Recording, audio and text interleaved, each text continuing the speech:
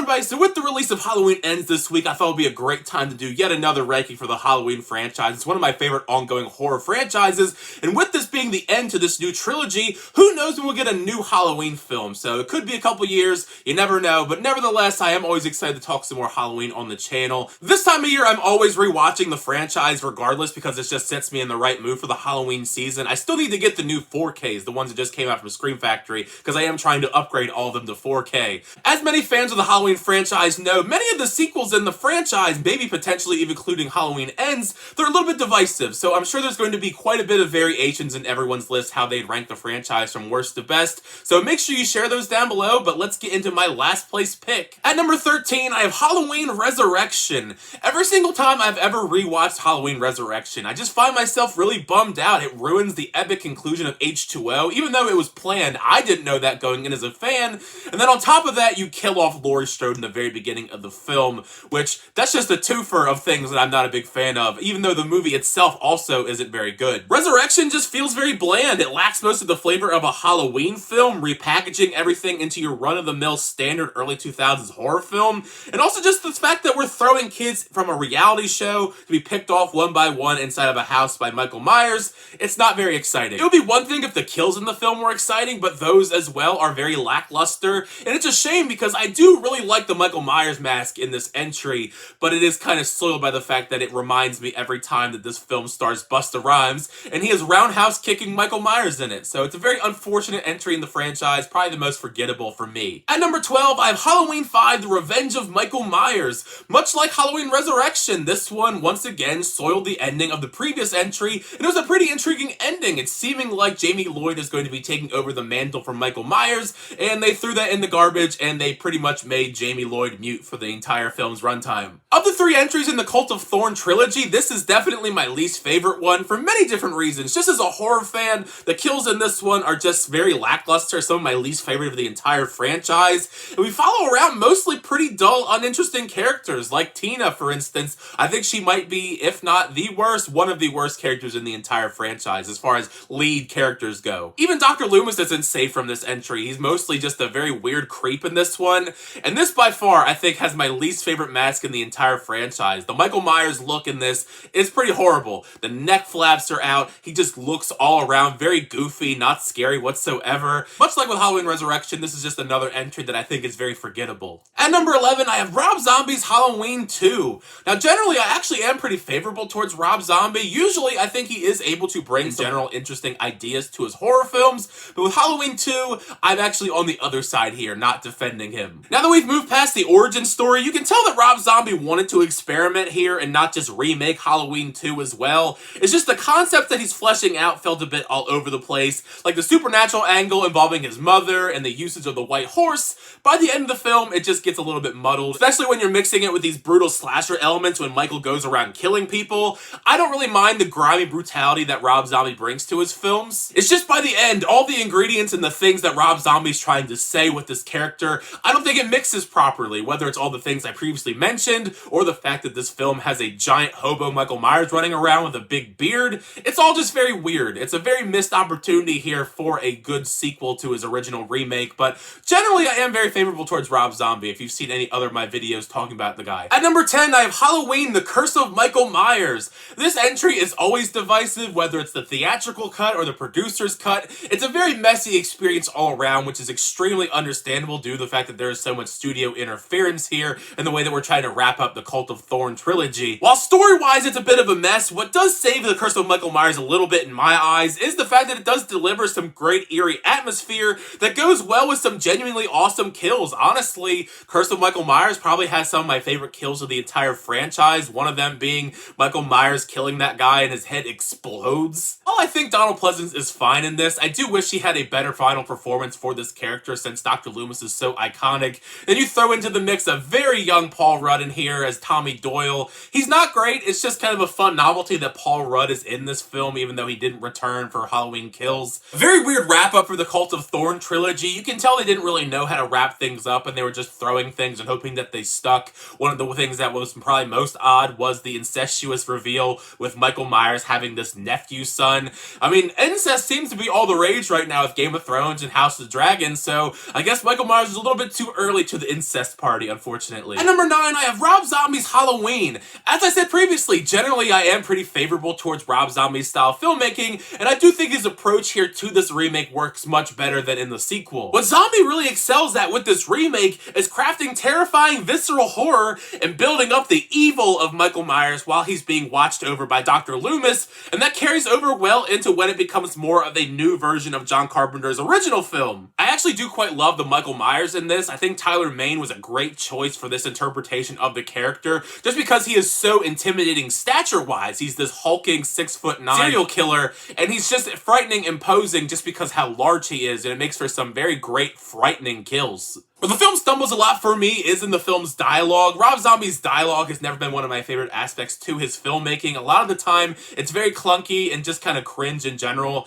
And that is the biggest thing that's on display for probably the first half of the film, because most of these characters in Michael's origin story, they're pretty horrible. They're very irritating to follow, and the origin story goes on for such a long portion of the film's runtime, and I really wish it didn't. But yeah, overall, when it comes to the remakes of all the iconic horror villains, I think this one is kind of in the middle of the pack. It's not the best, it is definitely not the worst. At number 8, I have Halloween 3, Season of the Witch. Now, when it comes to this entry in particular, it really kind of is a matter of perspective, because sure, this is the film in the franchise that doesn't have Michael Myers in it, but I think if you look at it through a certain lens, you can actually have some fun with this as just a fun, campy horror film from the 80s. Sure, the film isn't a masterpiece by any means, but there is some campy fun to be had here watching this, because it is a lot of fun watching Tom Atkins go around and take on this evil corporation that is crafting these Halloween masks that brutally murder children. As a concept, if you just ignore the connotation it's with the Halloween franchise, that sounds like an enjoyable campy 80s horror film to me. I feel it strikes a really good balance between the dark, creepy horror, and there are tinges of campy, cheesy humor here due to the fact that there is that Silver Shamrock song that plays so much and is infectious. I mean, it's as infectious as it is to the kids in the film. I totally get why people don't like this entry because Michael Myers isn't included in it, and it does feel very odd compared to the other 12 entries in the franchise that do, but as its own thing, I think it is enjoyable enough. At number 7, I have Halloween 2. For following up such an iconic film like the original Halloween, I do think this is a solid continuation of that film following Laurie to the hospital. It's certainly not as iconic, it is your standard paint-by-numbers sequel, but it does evoke some of the same vibes as Carpenter's original, as Michael is skulking about the hospital taking out people one by one, which one of the best elements to this is the kills. I think the kills are one of the things that are improved, because the kills in the original, they're not very gory or bloody by any means, and they up the ante here with this film. Story-wise, I understand why Jamie Lee Curtis wasn't able to do a whole lot since she was injured from their first film, but I wish she was able to do a bit more than just lay in the bed for the most of the film's runtime, as Loomis is running around trying to search for Michael. But once we do get into the third act of the film, this film is a lot of fun. Even looking back on this, with this film not being canon anymore as the sequel to Halloween, or the fact that Michael and Laurie aren't siblings anymore, it's still a fun watch if you just want to throw on a random Halloween sequel. At number 6, I have Halloween Kills. Now, upon further rewatches of Halloween Kills since it released, I have liked it a little bit less, but I still think it overall is a decent film. Middle films within trilogies generally aren't the greatest story-wise, since you know the story isn't going to finish here and there in this film, and that is the case here with Halloween Kills, because it bridges the gap with most of Laurie's scenes in the hospital, but the film is still able to deliver on great atmosphere. Honestly, let's be real here, the biggest strength in Halloween Kills is the kills themselves. Michael Myers is pretty much an unstoppable force of nature in this film, brutally murdering anyone that gets in his path, which does make for some pretty awesome, bloody, vicious kills along the way, whether it's the regular old folks or the militia that tries to go after Michael Myers with the "evil dies tonight" iconic line, which we know they're not going to actually kill him tonight because this is the middle sequel, like I said. It's certainly good enough as a middle portion of this trilogy, but I do think between Halloween and Halloween Ends, it is the least strong of the three. At number 5, I have Halloween Ends, the most recent entry in the franchise. Now, I just put an entire review up for the film, so you want to know my full thoughts, check that out. But there are some things I do quite like about Halloween Ends. It's certainly one of those entries I could see flipping in the future between Halloween Kills, which one I like more. There are things I do quite like about Halloween Ends, especially the final outing between Michael Myers and Laurie Strode. The battle itself is awesome. It's very satisfying as a longtime fan of the franchise. There are even some good kills along the way in Halloween Ends, but it's the story that's wrapped around everything that's kind of a mess here, and that's why it bogs it down just a little bit. While it is fun at times, I think overall as an entire plot thread, it lacks cohesion as all the stuff is going around. Also, there's just some really weird choices made here for the franchise, predominantly everything surrounding the character of Corey, which I don't want to delve too deep into because I don't want to spoil anything, but if you've seen the film, you know exactly what I'm talking about with that character. It just felt weird and out of place to shoehorn this character into the final act of a trilogy and give him a starring role for the most part. Michael Myers and Laurie Strode, they still did a great job here having their final battle. It's not my favorite of their final battles, but it's definitely up there. At number 4, I have Halloween H2O. After that Cult of Thorn trilogy, it was great to get back on the right track here following a story with Laurie Strode in it. Each subsequent rewatch of H2O, I always have a sense of nostalgia going back with the late 1990s setting, and I also just really like the back-to-basics story here following Laurie, and it does have some meta humor in it that is very much of the time, the late 1990s Scream. Kevin Williamson actually worked on this film, so in a way, it does have that same kind of style and flair to it as the Scream films did. Even if we've now seen Laurie and Michael face off in these final battles multiple times now, it's still always satisfying to go back to the first time they had this final encounter, because it did have a really satisfying ending to it, even if it was retconned in the next film. Michael Myers as a whole, I am a little bit mixed on in this one. He's not as scary, and the one CGI mask scene does take me out just because it is so extremely goofy. LL Cool J is also a fun addition to the film. Josh Hartnett's fine too, but Jamie Lee Curtis is the shining star of this film. She's great. It's always great to have Laurie Strode back and kicking ass. At number 3, I have Halloween 2018. Now, I do love the revenge arc that Laurie goes on in H2O, but I do think it is done a whole lot better in Halloween 2018. I definitely had my doubts going into this years ago when it was announced that Danny McBride and David Gordon Green, of all people, were going to be adapting a new Halloween. But they did a really great job here, delving deeper into Laurie's trauma after so many decades ago, preparing for this next encounter this whole time, and how it affects her family life. Not only that, but the Michael Myers portrayal in this film is awesome, whether it's Nick Castle or James Jude Courtney. Every time his presence is on the screen, it just evokes pure terror and evil, because he is delivering some brutal kills, which are a major highlight here, just the sheer brutality of this older Michael Myers. Even if we have seen Laurie Strode and Michael Myers face off multiple times over the years, it still never gets old, and this is one of their better showdowns, even if we do know, at least in this trilogy, it is not going to be the final showdown. It still had a lot of awesome, brutal moments between the two of them as they're duking it out after all these years. At number 2, I have Halloween 4, The Return of Michael Myers.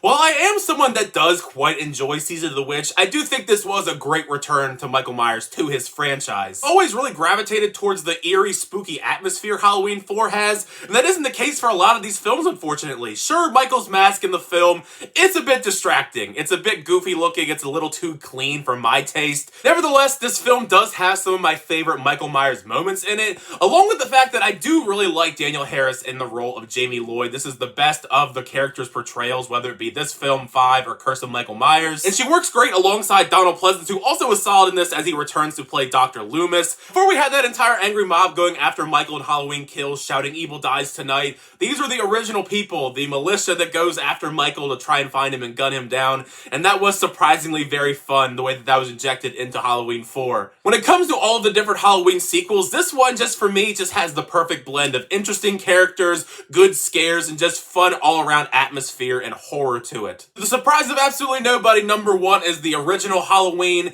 It's a horror classic, it's a staple of the genre and the Halloween season in general. John Carpenter did such a fantastic job crafting eerie, atmospheric horror and building up suspense, tension, and lots of intrigue around the character of Michael Myers, whose design to this day is still pretty awesome. It's creepy, it's unique, and it's funny looking back that this was made out of a William Shatner mask. And you pair it with this iconic soundtrack, which was also done by John Carpenter. It was just a perfect blend of great ingredients here. And same goes for the great casting, the perfect casting in my opinion, of Jamie Lee Curtis and Donald Pleasence, who both bring so much to their characters, specifically Donald Pleasence as Dr. Loomis, as he's working not just as someone that's sharing info about Michael Myers, but he also works so well as a foil as the movie progresses. It's a lightning in the bottle type of situation. It's one of those once-in-a-million type of horror movies that are so iconic that their impact still lasts 40 plus years later. But there you have it. That is my new updated ranking of the Halloween franchise from worst to best, including Halloween Ends. It's going to be a lot of fun talking about it in the comment section down below, how you would rank the franchise with Halloween Ends.